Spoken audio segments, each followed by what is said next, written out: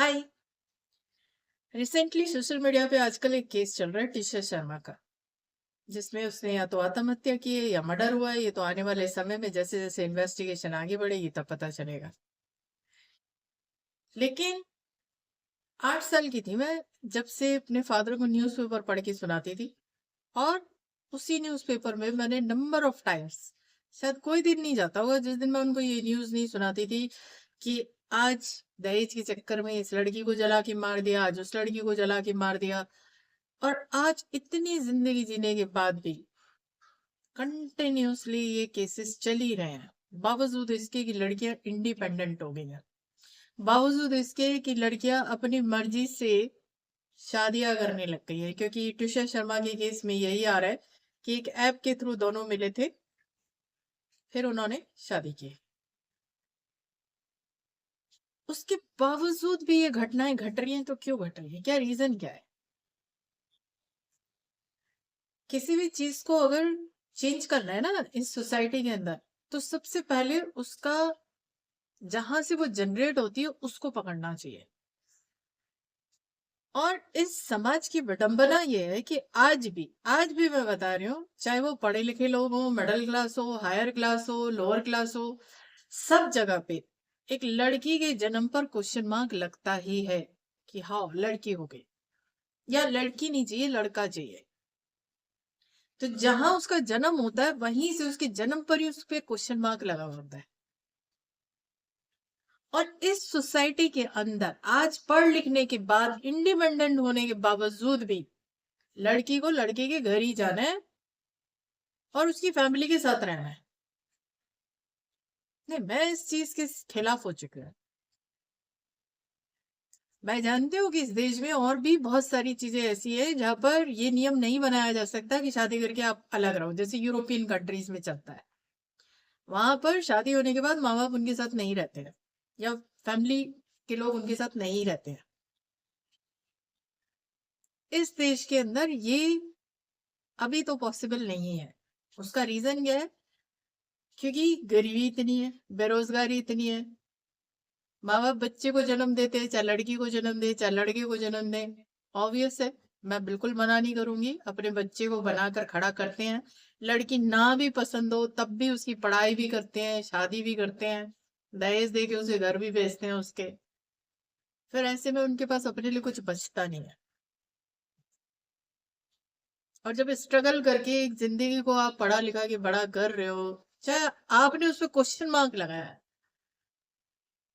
और आपके पास है नहीं, इतने साधन नहीं है कि अब आगे की जिंदगी आप अपने आप जी सको, तो मैं जानती हूँ कि ये एक दुविधा है। ऊपर से इतनी बड़ी पॉपुलेशन है इस देश के अंदर, कि ऑब्वियस है कि अगर सब लोग अलग अलग अपने घर लेके रहने लगे ना, संभव नहीं है ये प्रोसीजर इस कंट्री के अंदर फॉलो किया जा सके। अमेरिका जैसी कंट्री में तो लैंड ही इतनी ज्यादा है ना, तो वहां पे अलग रहा जा सकता है। वहां हर एक परिवार के लिए एक घर बनाया जा सकता है, तब भी उनके पास बहुत लैंड होगी। बट इंडिया में ये पॉसिबल नहीं है। तो सोचने का विषय ये आता है कि एक लड़की जो अपने घर में जन्म लेती है उस पर क्वेश्चन मार्क लगता है, वहीं उसको वो प्यार नहीं मिलता जो लड़के को मिलता है। जो सुविधा लड़के को अपने घर में मिलती है वो लड़कियों को नहीं मिलती, ये तो सत्य है। तो ऐसे में ये उम्मीद करना कि वो जब लड़के के शादी करके लड़के के घर जा रही है और वहां पर उसका पूरा परिवार उसके साथ रह रहा है, तो वो उसे सपोर्ट करेंगे या वो उससे प्यार करेंगे,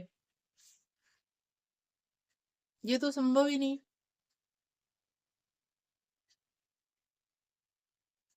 पर जिस तरीके से इस केस में, क्योंकि तुषार शर्मा की जो मदर इन लॉ है वो रिटायर्ड जज है, और जिस तरीके के बयान वो मीडिया में दे रही है, I am completely shocked, completely shocked.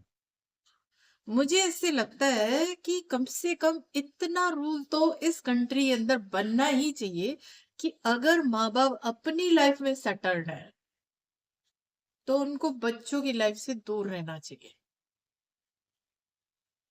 क्योंकि वो जज रही है, कितने केसेस उसके सामने आए होंगे ऐसे, उसके बावजूद भी उस लेडी की मानसिकता ये है कि उसने कहा था मैं तो खाना बनाना जानती हूँ, पर अब वो खाना नहीं बनाती। मैं प्लांटेशन करना जानती हूँ, मुझे पसंद है, अब वो प्लांटेशन नहीं करती। या मुझे तो बच्चे बड़े पसंद है, पर अब वो बच्चा नहीं करना चाहती। इतनी इंटरफेरेंस। आपके घर के अंदर एक आत्महत्या या हत्या हो गई है। आप एक रिटायर्ड जज हो, उसके बावजूद मीडिया पे जाकर के आप उसकी तार तार कर रहे हो जीवन के, कि उसने ये कहा पर ये नहीं किया।